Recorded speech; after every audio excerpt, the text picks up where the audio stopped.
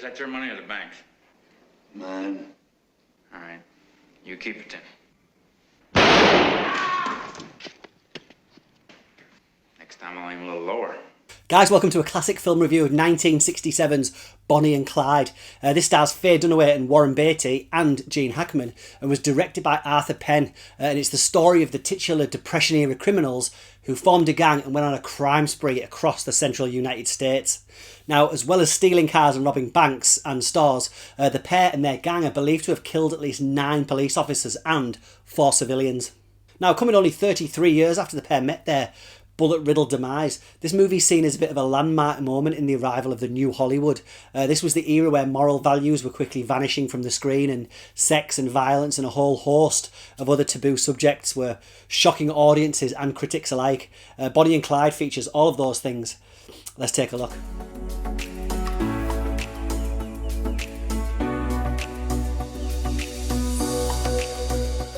So here we have the suave Clyde Barrow, played by Warren Beatty, who we are introduced to as having recently been released from his stint in jail for armed robbery. And of course, he hasn't learned his lesson and is already on the lookout for trouble. He finds it in more ways than one when he meets Bonnie Parker, an astonishing Faye Dunaway, a young bored waitress, and the pair hit it off. And like many a young couple seeking to escape the mundaneness of the Depression-era lifestyle, they embark on a whirlwind adventure of robbing stores and banks, leaving behind a trail of ever-increasing chaos and violence.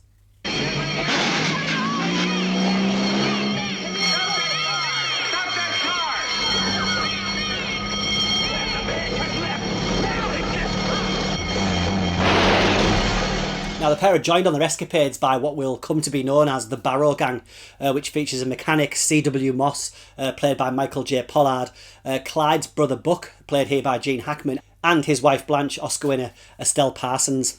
Now, despite being a gang of remorseless crooks, they gained what was at the time an unprecedented notoriety, almost becoming public heroes, seen as almost Robin Hood-style fugitives, sticking it to the man, itself a very late 60s countercultural view. Now, I'm no expert in the actual history of these two outlaws, save for a brief whiz through Wikipedia and watching this movie. Now, Bonnie and Clyde didn't invent the Public Enemy movie. That's been on the go since the dawn of cinema. But what it did do was turn the dial up to 11. It's bloody violence, mostly seen as fun and frolics from a pair of kids. Now, I love that this is not just a great product of the countercultural 1960s, but a good recreation of Depression-era America, a time in the country's economy when boredom bred restlessness and poverty led to crime. Bonnie and Clyde here are seen as almost youths just looking for some action and a country hungry to lap up some sensationalism in order to sell newspapers. Now, director Arthur Penn and his cinematographer Burnett Gaffney give the film a stunning look with some awesome vistas of Middle America's rural countryside and some really vintage looking sepia-toned interiors. So before I talk about why you have to see this film, I need to talk about Faye Dunaway. She's one of the main reasons to see the film, of course, and I've gushed over how she's one of my favourite actresses of the late 60s and 70s. Now, it's an odd bit of casting in all honesty, because Dunaway is absolutely stunning here, and I can never decide if that distracts from the character or not. She's great still, of course, and this was only her 3rd film role, I think. A year later, she teamed up with Steve McQueen in The Thomas Crown Affair and cement her mega stardom.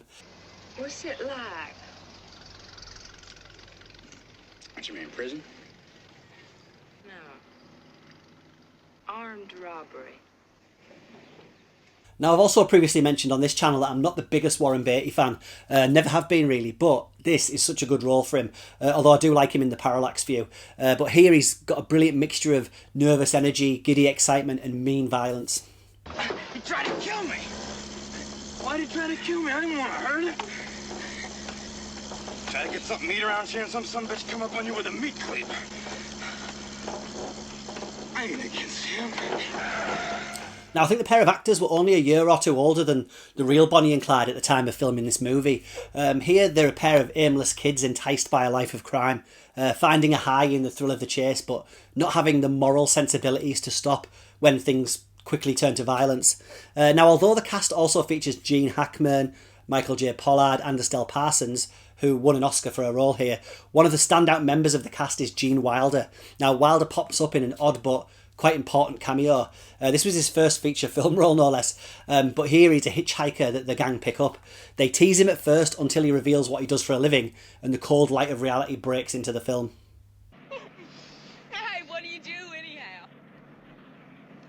I'm an undertaker.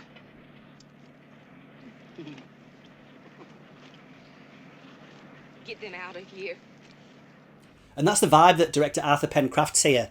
A brilliant seesaw between playfulness and appalling violence. And the violence in the film, of course, is what made it famous, or maybe infamous, for the time. Now, the film also arrived at an odd time for censorship. The Hays Code, which had been in effect since the 20s, was about to be replaced by the MPA rating system, and themes and imagery that were previously outlawed by an out-of-date set of rules were about to be commonplace in cinemas. Now, although Arthur Penn never directed another film as famous as Bonnie and Clyde, his contribution is no less than ushering in a new Hollywood era of liberal views and realistic violence, as well as playing a part in bringing auteurism to American film, the age of the producer quickly being replaced by the director of a movie as its primary author, the celebrity director, if you like.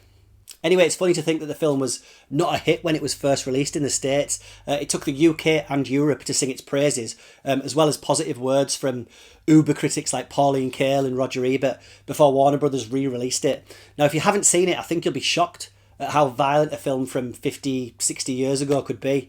The ending of this film is the stuff of cinema legend.